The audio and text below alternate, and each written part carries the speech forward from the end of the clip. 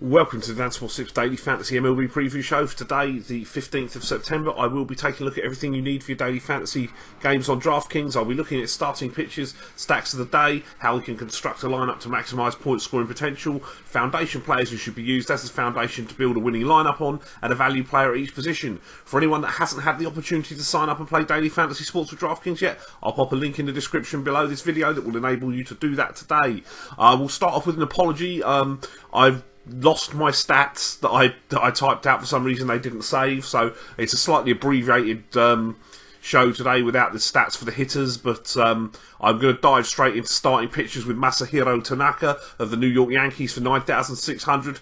Tanaka is 1-0 in 2 starts against Boston this year. He allowed 2 runs across 12 innings with 12 strikeouts in those games. He has been pitching very well recently, going 6-0 with a 1.94 ERA in his last 7 as the Yankees cling to the edges of the playoff race. This right here is crunch time. If this series go badly, the Yankees can book their holidays. It's a tough matchup with Boston. Tanaka's strikeout upside is limited. He's got 150 and 186 2/3 this year, but on a shortened slate, he is one of the better options available today. On the opposite side of the matchup, Eduardo Rodriguez of Boston for 5,900. Firstly, as we know, the Yankees have long-standing issues with left-handers, as evidenced by the 4-1 record with a 1.88 ERA that Rodriguez holds against them. While not a fair comparison, the Yankees were shut down yesterday by Clayton Kershaw. There is not a huge amount of strikeout upside here for Rodriguez. He has 71 strikeouts in 88 innings this year, and is winless in his last 7 starts, including the most unfortunate no decision possibly ever, when he pitched 8 innings of 1-hit ball 2 starts ago and didn't get the win. Against Tanaka, the win chances look tough as well. Runs will likely be at a premium in this game, but again, the price brings Rodriguez into consideration at just under 6,000 at the beginning of this huge series for both teams. And Mike Montgomery of the Chicago Cubs for 4,700. I would not usually take a lefty against Milwaukee if I can avoid it, particularly one who doesn't have the upside to work deep into games, but at the price you don't need a lot of production for the value. Montgomery has only gone past 6 innings in 1 of his 6 starts this year. He has 83 strikeouts in 88 and 2/3 innings and will face MLB strikeout leaders, coming off of a 5-inning, 1 earned run, 6 strikeout performance against these same Milwaukee Brewers. With the Cubs facing Jimmy Nelson, Montgomery has very good chances to be the winning pitcher today, as the Cubs are likely going to clinch the National League Central. Stacks of the day today, a shortened slate today. And some may think me mad, but sometimes you have to go with what you know to be correct. They say good pitching beats good hitting.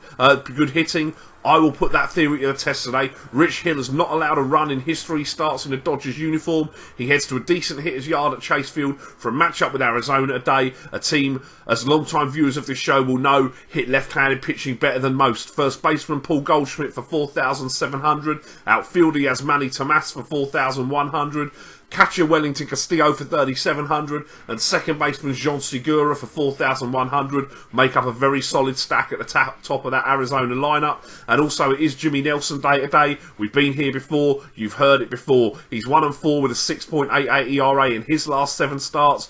The minimum the Cubs have scored against Nelson in his 3 starts against them this year is 3 1 earned that day, though that was early in the year when he was defying the metrics and experiencing success. The last time he pitched in the friendly confines of Wrigley Field, they were not so friendly, with 6 earned runs, including 2 homers allowed last month in 5 innings pitched. First baseman Anthony Rizzo for 5,600, switch hitting outfielder Dexter Fowler for 5,200, Chris Bryant at third or in the outfield for 4,700, and if he's in the lineup, Jorge Soler for 4,400, who has a couple of homers off of Nelson from memory.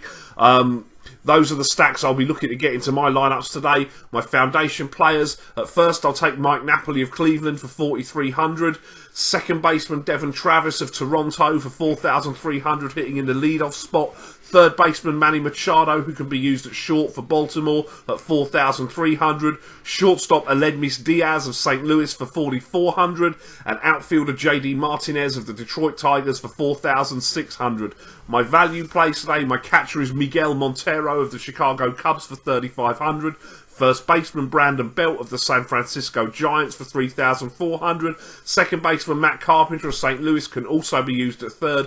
He's $4,000 today. Third baseman Yunel Escobar of the Los Angeles Angels for 3,900.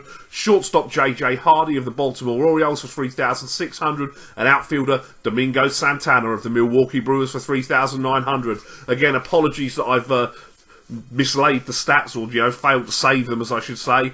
I'll be back tomorrow with a much more in-depth analysis video. Best of luck with your lineups today, and I will see you tomorrow. Thanks for watching the show. Don't forget to like the video, hit me up in the comments with the daily fantasy plays you like today, and press that subscribe button. Follow me on Facebook and Twitter. I will be here all MLB season and through the NFL season with daily fantasy sports advice. If you haven't signed up yet, or you're interested in starting to play daily fantasy sports, please click the link in the description for this video, and that'll take you where you need to go to start playing with DraftKings today. Best of luck with your lineups, and have a great day.